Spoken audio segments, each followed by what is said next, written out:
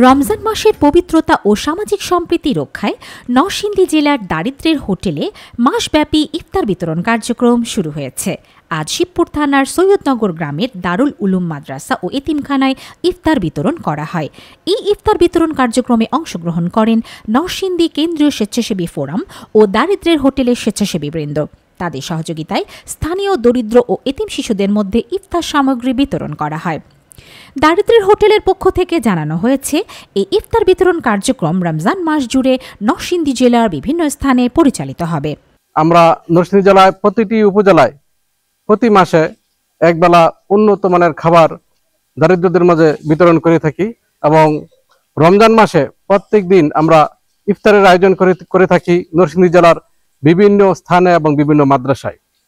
দারিদ্র্যের হোটেলে সার্বিক সহযোগিতা যারা করে আছেন এবং যারা পরিচালনা করেন, আমি সবারই সুস্বাস্থ্য কামনা করি, কারণ এটা একটা মহৎ উদ্যোগ। অনেক ছেলে মেয়েদেরকে আমরা একবেলা ভালো উন্নত খাবার দেওয়ার জন্য চেষ্টা করে থাকি। দারিদ্র্যের হোটেল কর্তৃক আয়োজিত আজকের ইফতার মাহফিল অত্যন্ত সুন্দরভাবে আয়োজন করা হয়েছে এবং দারিদ্র্যের হোটেল কর্তৃপক্ষ যারা এই আয়োজন করেছেন তাদেরকে আমরা মাদ্রাসার কমিটি এবং মাদ্রাসার কর্তৃপক্ষের পক্ষ থেকে আন্তরিকভাবে মোবারকবাদ জানাচ্ছি এবং ধন্যবাদ জ্ঞাপন করছি।